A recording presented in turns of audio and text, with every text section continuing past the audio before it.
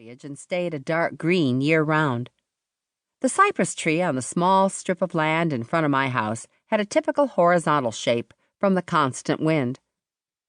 Somehow, it made me think of someone running away with their hair flowing behind them. It seemed funny, since I had run here to Cadbury by the Sea, California.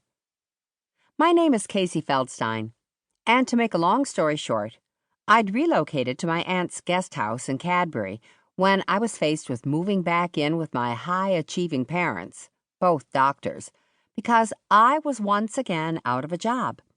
Sadly, my aunt had been killed in a hit-and-run several months after I moved in. She'd left me everything: a house, a yarn retreat business, and, as it was turning out, a life. I might have moved almost 2,000 miles away from Chicago, but that didn't mean I had severed my ties with my parents, or, I was sorry to admit, my need for their approval.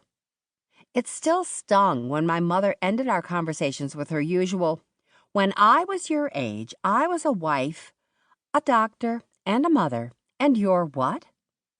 So, maybe I was 35, and it was true that I'd had a rather spotty career history that, until recently, seemed to be headed nowhere. Of all the things I had done, my two favorites were the temp work at a detective agency, where I was either an assistant detective or a detective's assistant, depending on who you talked to, and my position as a dessert chef at a small bistro. I would never have left either of those jobs. They left me. Though my mother had a hard time acknowledging it, these days I did have an answer for her usual comment. I had taken over my aunt's yarn retreat business, even though I hadn't known a knitting needle from a crochet hook when I'd started. And I'd turned my baking skills into a regular job as the dessert chef at the Blue Door restaurant. Plus, I baked muffins for the assorted coffee spots in Cadbury. I started to walk past the converted garage that had been my home when I'd first moved here, and then made a last-minute decision to go inside and check the supply of tote bags, as if the new ones I'd had made up might somehow be bigger than the one I was carrying. The flat light that made it through the cloud cover was coming in the windows and illuminating the interior. The stack of bags sat on the counter that served as a divider between the tiny kitchen area and the living space. I folded one out and measured it against my stuffed one. No surprise, they were the same size. As I flattened the bag and put it back, I noticed the worn manila envelope that had been sitting there for months.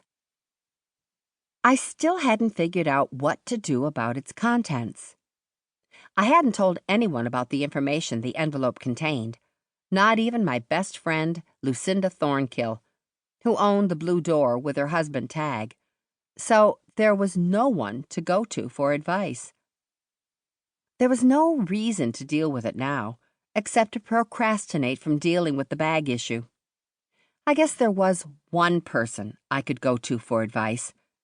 It was 2 hours later in Chicago, and even though it was Saturday, my ex-boss at the detective agency was probably leaning back in his office chair considering his lunch options, which meant it was a good time to call.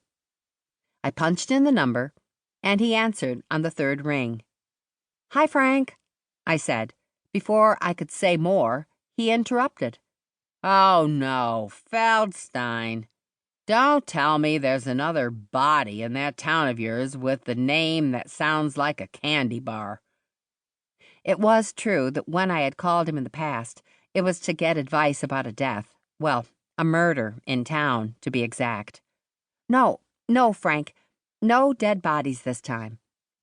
All the citizens of Cadbury by the Sea are alive, as far as I know. I wanted to ask your advice on something else. "Okay, Feldstein, I get it.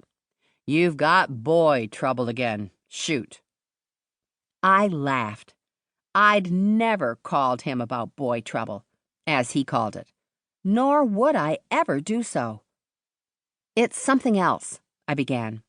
"Do you remember I told you I had some information that would shake up the town? Well, now I have even more. I know who it is."